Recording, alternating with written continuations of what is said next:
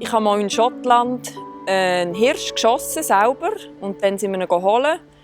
Dann haben wir ihn aufgehängt, ausgenommen, das Fell abgezogen und am Schluss verarbeitet. Also wenn das Tier dann tot vor einem liegt, habe ich schon Respekt und es ist eine Art Rührung. So. Das ist ein Lebewesen, wo man die Spuren sieht, wo vielleicht eine Verletzung hat oder ein Rauchsfähle und ein feines Fähle und so. Ich finde, es verbindet einen wirklich mit der Erde. Also das Fleisch jetzt ein kleiner Antitrend ist zu dem vegetarischen und veganen Boom. Ich habe das jetzt nicht extra so gemacht. Es gefällt mir noch, dass ich da so ein bisschen provoziere mit dem. Und mich interessiert die Diskussion auch wahnsinnig mit diesen Leuten, weil ich finde es eben nicht so einfach.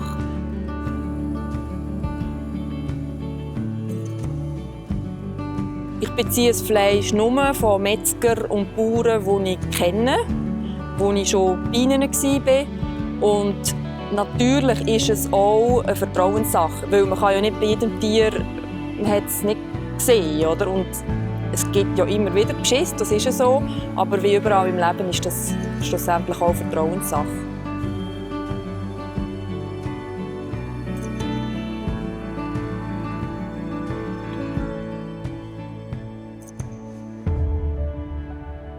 Also der Respekt vor dem Tier zieht sich unbedingt in die Küche.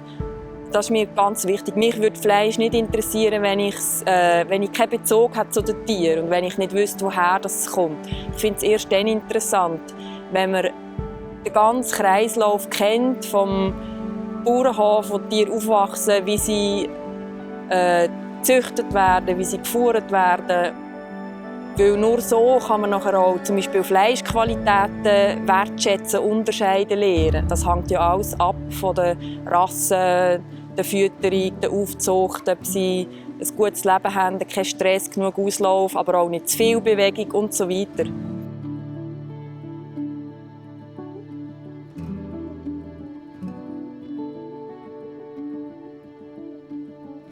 Und ich glaube, es ist halt schon, weil wenn sie so vakuumiert im Gestell liegt, dann hat man keinen Bezug dazu. Und sobald man anfängt, sich damit zu befassen, dann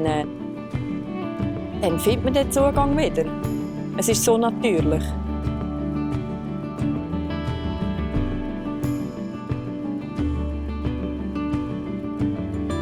Ich habe nicht jetzt so einen Bezug zu einer anderen Küche, wo das sehr verankert ist, dass man das ganze Tier isst.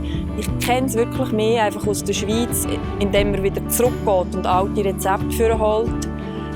Und sobald man mit älteren Leuten redet, dann ist es ja wieder ganz selbstverständlich, dass man die Innereien gegessen hat und die Füssli und die Öhrli und so weiter.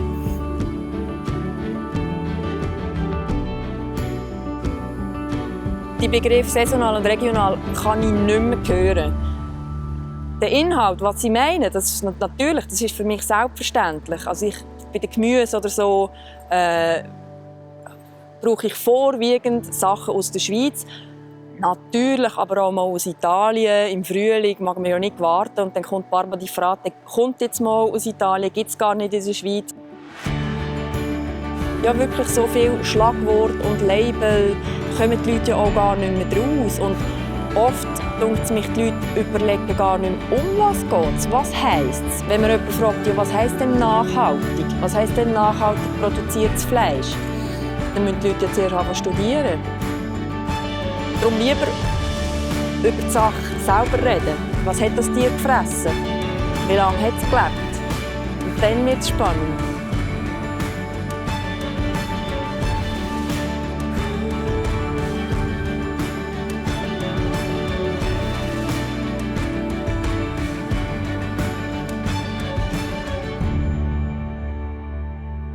Ich glaube schon, dass das Fleisch, dass die Leute anfangen, anders Fleisch zu essen, dass eine neue Fleischkultur entsteht, dass man mehr auf Qualität achtet, wie die Tiere gehalten worden sind und dafür vielleicht weniger konsumiert. Kleinere Portionen, weniger oft in der Woche.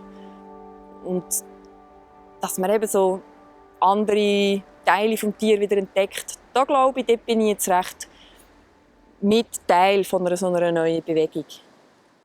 Ich bin Marlin Halter, bin Köchin und arbeite in Zürich.